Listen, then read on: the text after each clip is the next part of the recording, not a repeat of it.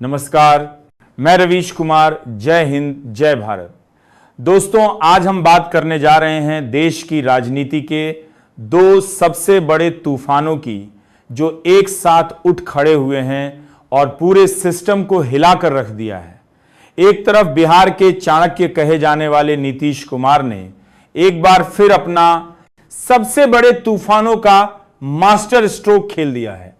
रातों रात एनडीए को ठोकर मारकर फिर से इंडिया गठबंधन में वापसी कर ली और दूसरी तरफ सुप्रीम कोर्ट ने दल बदल विरोधी कानून पर ऐसा ऐतिहासिक फैसला सुनाया है कि अब कोई विधायक या सांसद आसानी से दल नहीं बदल पाएगा।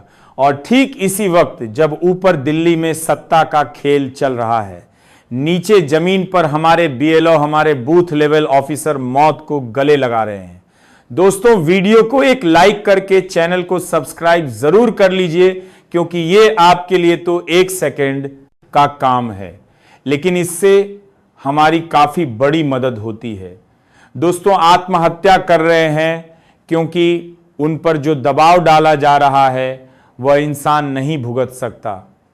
दोस्तों, ये तीनों घटनाएं अलग अलग नहीं हैं, ये एक ही सिक्के के तीन पहलू हैं जो बताते हैं कि हमारा लोकतंत्र आज कितनी गहरी बीमारी से गुजर रहा है। आइए शुरू से समझते हैं। पहले नीतीश कुमार का यह यू टर्न। नीतीश कुमार ने 9वीं बार राजनीतिक पाला बदला है, ये कोई नया नहीं है, लेकिन इस बार टाइमिंग देखिए। सुप्रीम कोर्ट ने अभी अभी दल बदल विरोधी कानून पर सख्त से सख्त फैसला दिया है। कहा है कि स्पीकर को अब तुरंत कार्रवाई करनी होगी। 3 महीने से ज्यादा देरी नहीं चलेगी। दल बदल लोकतंत्र का दीमक है, ऐसा सुप्रीम कोर्ट ने कहा है। और ठीक उसी दिन नीतीश कुमार एनआईडीए छोड़कर चले गए। मतलब वो कानून से पहले ही कानून को चकमा दे गए।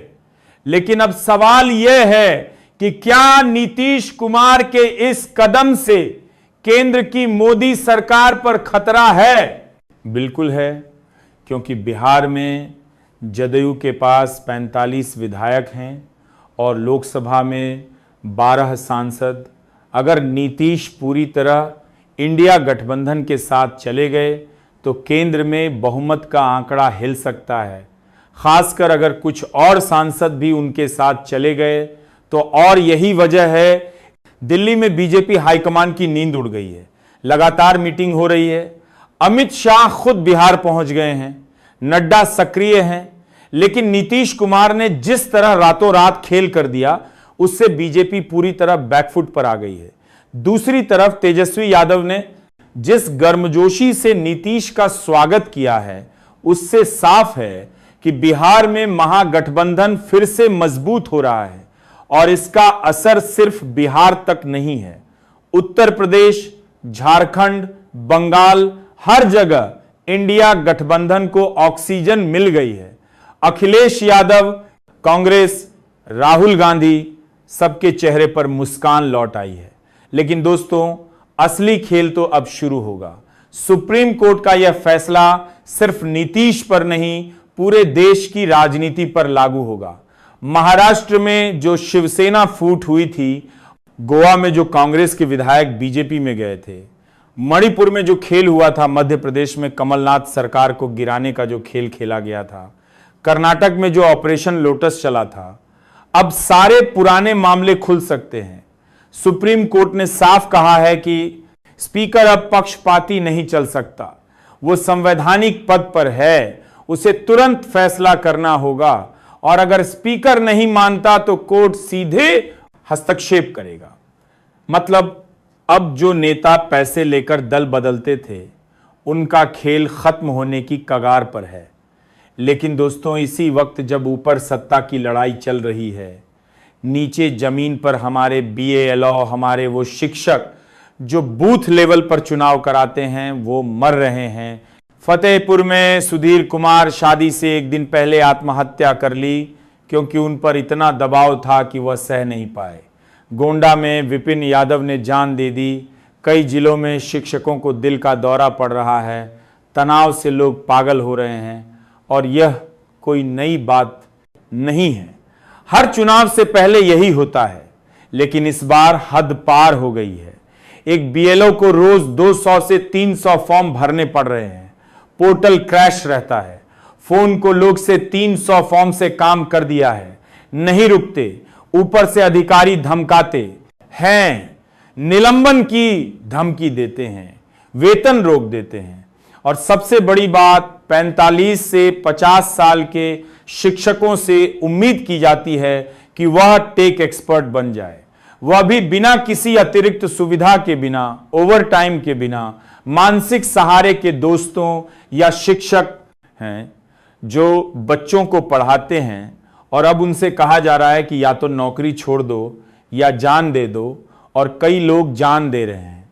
सवाल यह है कि क्या मुख्य चुनाव आयुक्त ज्ञानेश कुमार तक यह आवाज पहुंच रही है? क्या चुनाव आयुक्त को पता है कि उसके नाम पर कितने घर उजड़ रहे हैं, कितनी जिंदगियां टूट रही हैं? ये बीएलओ कह रहे हैं कि हम नौकरी नहीं छोड़ना चाहते, लेकिन जान बचाना मुश्किल हो गया है।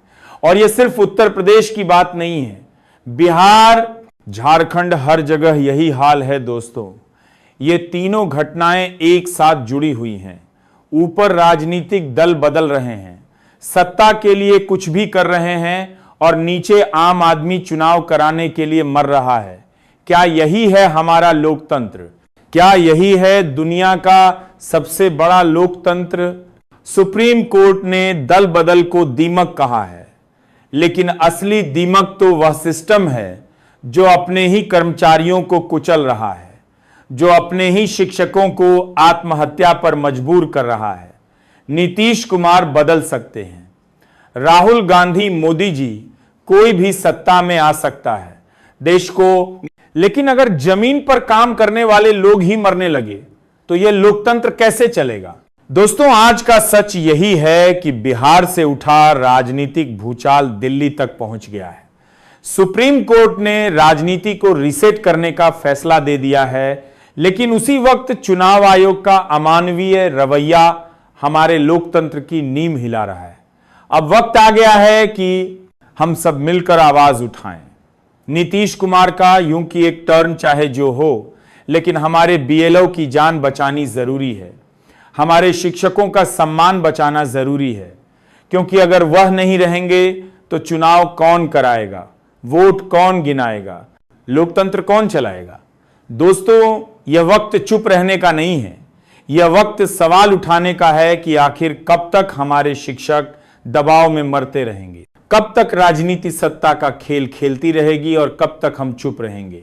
आज बिहार में जो हुआ वह सिर्फ शुरुआत है। असली तूफान तो अभी आना बाकी है, और वह तूफान तब आएगा जब जनता सड़कों पर उतरेगी, जब बीएल और शिक्षक सब एक साथ कहेंगे कि बस बहुत हुआ, अब और नहीं सहेगा, यह सिस्टम अब और नहीं चलेगा। यह अमानवीय व्यवस्था, क्योंकि लोकतंत्र नेताओं का नहीं जनता का होता है, और जनता अब जाग रही है।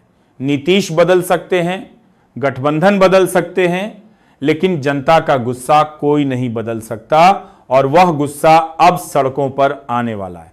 चाहे दिल्ली हो या लखनऊ या पटना, हर जगह यह आवाज गूंजेगी कि हमारे शिक्षकों को मत मारो, हमारे बीएलओ को मत कुचलो, क्योंकि वही लोकतंत्र की रीढ़ है, और अगर रीढ़ टूट गई तो पूरा शरीर गिर जाएगा।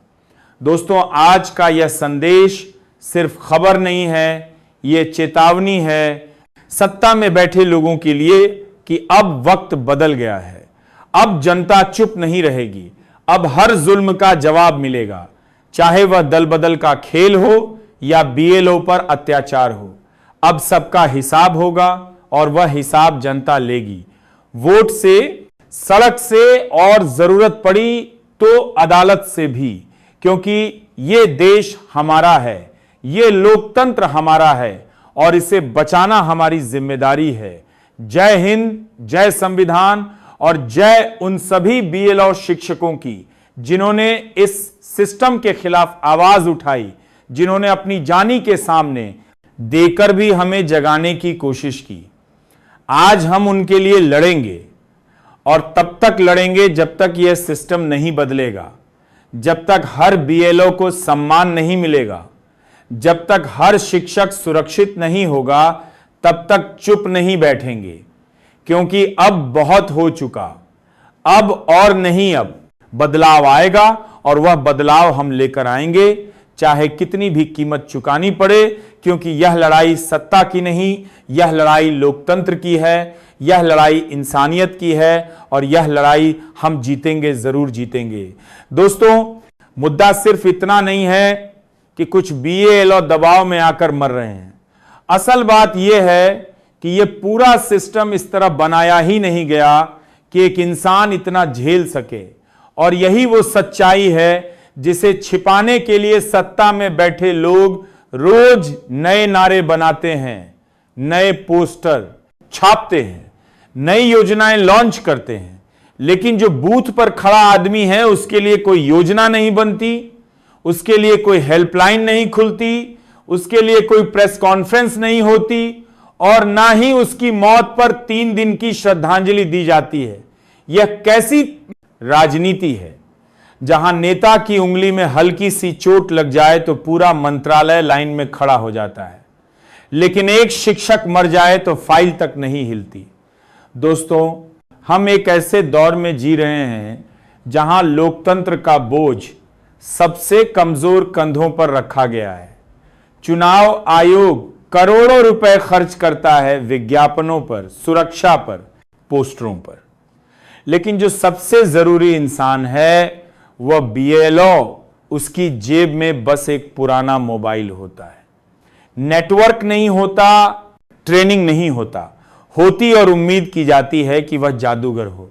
वह रात भर जागकर डाटा एंट्री करे, सुबह 6:00 बजे बूथ पर जाए, दोपहर में सर्वे करें, शाम को रिपोर्ट अपलोड करें, और अगर सर्वर डाउन हो तो भी वह ड्यूटी से मना ना करें।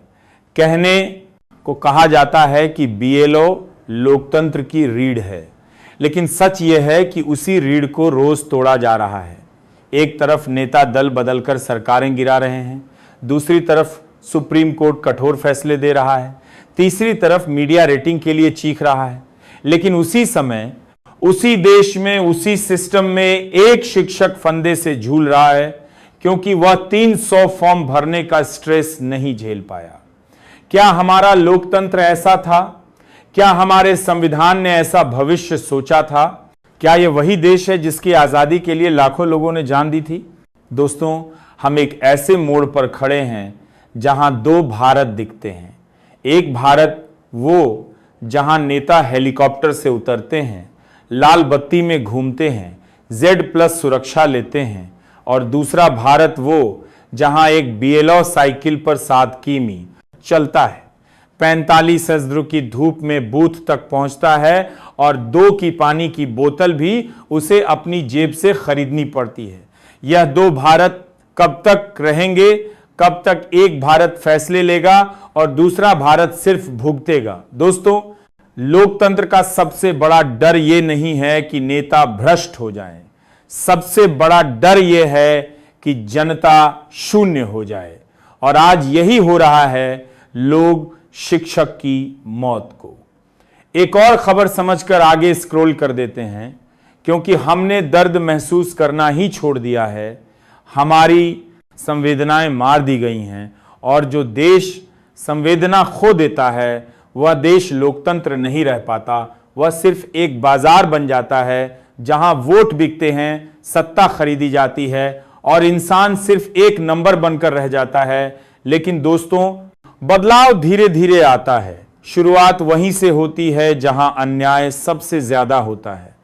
आज यह अन्याय बीएलओ के साथ है, कल यही अन्याय किसी और कर्मचारी के साथ होगा, फिर किसान के साथ, फिर मजदूर के साथ, फिर व्यापारी के साथ। इसीलिए यह लड़ाई सिर्फ बीएलओ की नहीं, यह लड़ाई हर नागरिक की है, क्योंकि जब सिस्टम किसी एक तबके को कुचलता है तो दूसरे तबकों की बारी भी जल्द ही आती है। दोस्तों, ये बात समझना बहुत जरूरी है। राजनीति अगर धीमा जहर है तो सिस्टम की क्रूरता एक तेजधार वाली तलवार है। राजनीति आपको धीरे धीरे मारती है, लेकिन सिस्टम का अत्याचार पल भर में जिंदगी खत्म कर देता है। और आज यह तलवार सबसे पहले उन शिक्षकों की गर्दन पर चल रहा पूरा जीवन शिक्षा में लगा देते हैं। जरा सोचिए, एक शिक्षक सुबह स्कूल में